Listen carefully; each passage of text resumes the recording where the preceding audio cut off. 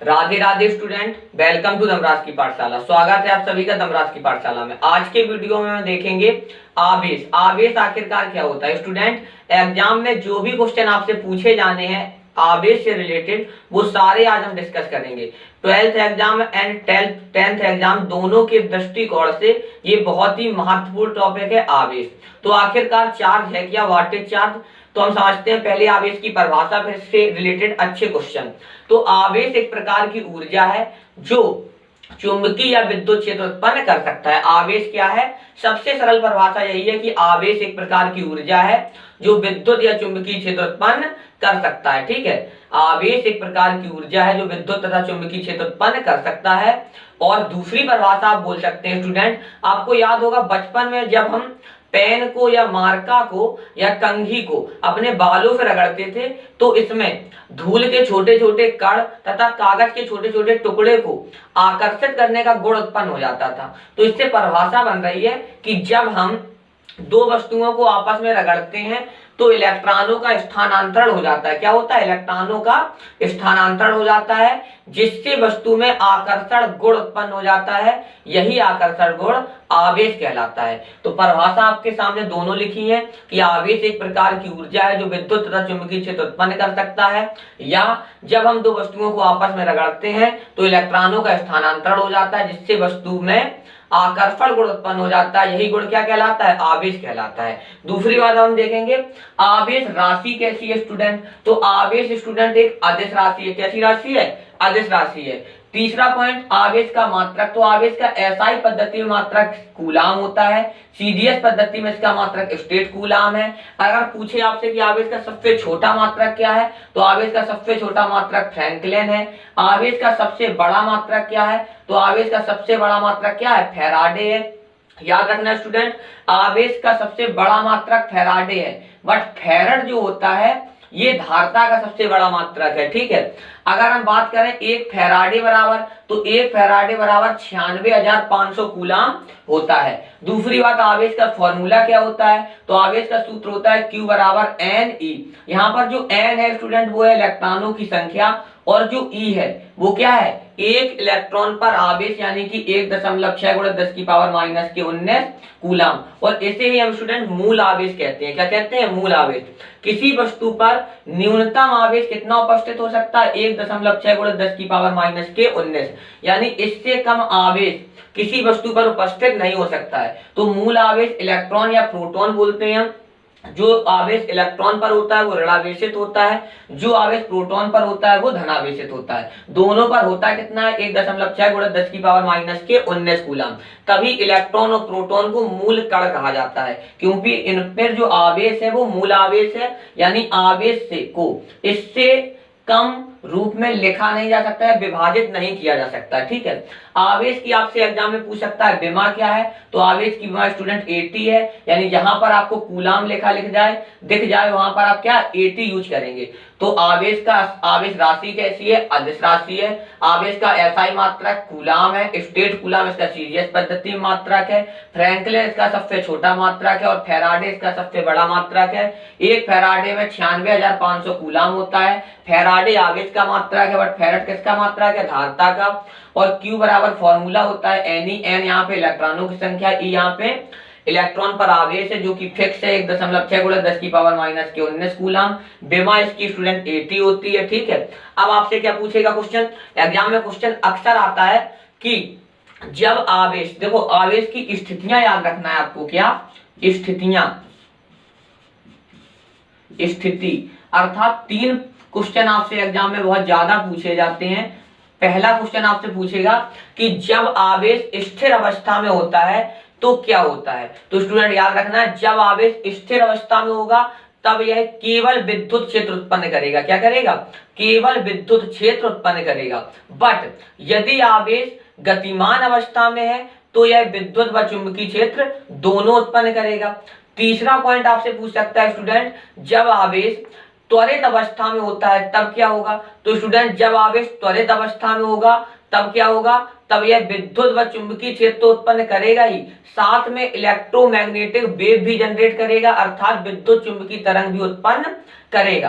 तो याद रखना तीनों नोट आप बहुत इंपॉर्टेंट है एग्जाम के पॉइंट ऑफ व्यू से, कि जब आवेश स्थिर अवस्था में होता है तो यह उत्पन्न करेगा। ऑप्शन में आपको मिलेगा विद्युत क्षेत्र केवल चुंबकीय क्षेत्र, विद्युत व चुंबकीय क्षेत्र दोनों, इनमें से कोई नहीं। तो जब आवेश स्थिर अवस्था में होगा तब यह केवल विद्युत क्षेत्र उत्पन्न करेगा, और जब आवेश गतिमान अवस्था में होगा तब यह विद्युत व चुंबकीय क्षेत्र दोनों उत्पन्न करेगा। और याद रखना जब आवेश त्वरित अवस्था में, यानी त्वरित बढ़ घट रहा है, यानी कि वेग परिवर्तन की दर को हम त्वरण कहते हैं, जब आवेश त्वरित अवस्था में होगा तो यह विद्युत व चुंबकीय क्षेत्र उत्पन्न करेगा ही, साथ ही ऊर्जा की हानि भी होगी। और अगला पॉइंट जो है सबसे इंपॉर्टेंट, इलेक्ट्रोमैग्नेटिक वेव अर्थात विद्युत चुंबकीय तरंग भी उत्पन्न करेगा।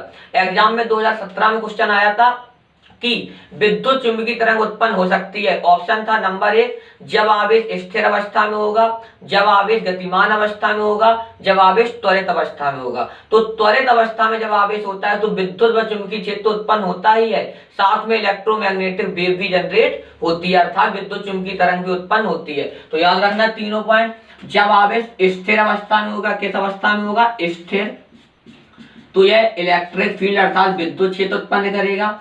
जब यह गतिमान अवस्था में होगा, किसमें होगा, गतिमान, तो इलेक्ट्रिक व मैग्नेटिक फील्ड दोनों जनरेट करेगा। और जब आवेश त्वरित अवस्था में होगा, किस अवस्था में होगा, त्वरित, तो इलेक्ट्रो व मैग्नेटिक वेव, इलेक्ट्रिक फील्ड व मैग्नेटिक फील्ड तो जनरेट करेगा ही, साथ में क्या करेगा, इलेक्ट्रोमैग्नेटिक वेव जनरेट करेगा। क्या करेगा, इलेक्ट्रोमैग्नेटिक वेव जनरेट करेगा। अर्थात जब आवेश स्थिर अवस्था में होगा तो ये इलेक्ट्रिक फील्ड जनरेट करेगा, और जब गतिमान अवस्था में होगा तो इलेक्ट्रिक तथा मैग्नेटिक फील्ड दोनों जनरेट करेगा, और जब आवेश त्वरित अवस्था में होगा तो इलेक्ट्रिक व मैग्नेटिक फील्ड दोनों जनरेट करेगा, साथ में इलेक्ट्रोमैग्नेटिक वेव भी जनरेट करेगा। ठीक है स्टूडेंट। तो अगला क्वेश्चन एग्जाम के पॉइंट ऑफ व्यू से बहुत इंपॉर्टेंट है, आवेश से रिलेटेड पूछेगा आपसे कि यदि कोई आवेशित कण वैद्युत क्षेत्र में समांतर प्रवेश करता है तो उस कण का पथ कैसा होगा। तो स्टूडेंट देखिए क्वेश्चन बनेगा आपसे क्या, कि जो आवेशित कण है, आवेशित कण यदि वो इलेक्ट्रिक फील्ड में समांतर प्रवेश कर रहा है, कैसे प्रवेश कर रहा है, समांतर, तो इसका जो पथ होगा स्टूडेंट, यानी जो रास्ता होगा इस कण का, वो होगा सरल रेखा में। किस रेखा में, सरल रेखा या सीधी रेखा में। दूसरा पॉइंट आपसे बहुत ज्यादा पूछा जाता है कि यदि कोई आवेशित कण वैद्युत क्षेत्र में लंबवत प्रवेश करे, कैसे प्रवेश करे, लंबवत, तो इसका पथ कैसा होगा, तो इसका पथ स्टूडेंट होगा परवलयाकार। कैसा होगा, परवलयाकार। ठीक है स्टूडेंट, कैसा होगा, परवलयाकार होगा। तीसरा पॉइंट आपसे पूछेगा, यदि कोई आवेशित कण मैग्नेटिक फील्ड अर्थात चुंबकीय क्षेत्र में समांतर प्रवेश कर रहा है, कैसे कर रहा है, चुंबकीय क्षेत्र में समांतर प्रवेश कर रहा है, तो इसका पथ कैसा होगा, तो इसका पथ स्टूडेंट होगा सरल रेखा में ही। कैसा होगा, सरल रेखा में। चौथी चीज आपसे पूछेगा, चौथा पॉइंट, कि यदि कोई आवेशित कण किसी मैग्नेटिक फील्ड अर्थात चुंबकीय क्षेत्र में लंबवत प्रवेश करे, कैसे प्रवेश करे, लंबवत प्रवेश करे, तो इसका पथ कैसा होगा, तो स्टूडेंट इसका पथ होगा वृत्ताकार। कैसा होगा स्टूडेंट, वृत्ताकार इसका पथ होगा, वृत्ताकार। चौथा पॉइंट के बाद पांचवा पॉइंट मोस्ट इंपॉर्टेंट है आपके एग्जाम के पॉइंट ऑफ व्यू से, कि पूछेगा कि यदि कोई आवेशित कण किसी चुंबकीय क्षेत्र पर न्यून कोण पर प्रवेश करे, कैसे करे, न्यून कोण पर प्रवेश करे, तो इसका पथ कैसा होगा, तो इसका पथ हेलिक्स की आकृति का होगा। हेलिक्स अर्थात कुंडलीनुमा। कैसा, कुंडलीनुमा, या इसी को हम बोल सकते हैं सर्पिलाकार। क्या बोल सकते हैं, सर्पिलाकार। तो तीनों वर्ड इंपॉर्टेंट है, हेलिक्स, कुंडलीनुमा और सर्पिलाकार। फिर से सुनिए आप, कि यदि कोई आवेशित कण विद्युत क्षेत्र में समांतर प्रवेश कर रहा है तो उस कण का पथ होगा सरल रेखा में।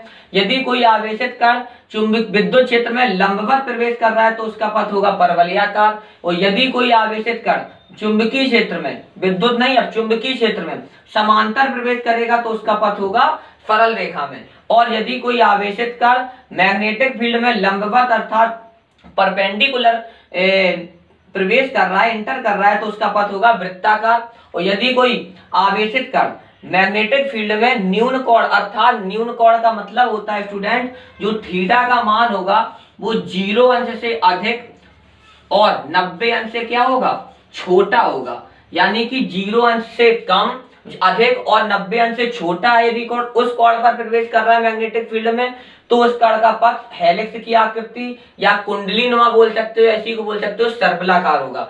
एग्जाम में जो आपको ये 5 नोट, ये और 3 जो आपको कंडीशन बताई है कि स्थिर अवस्था में होगा जब आवेश, तो ये विद्युत क्षेत्र उत्पन्न करेगा केवल, और यदि गतिमान में है तो विद्युत व चुंबकीय दोनों करेगा, और यदि त्वरित है तो विद्युत व चुंबकीय क्षेत्र तो उत्पन्न करेगा ही, साथ में इलेक्ट्रोमैग्नेटिक वेव भी जनरेट करेगा।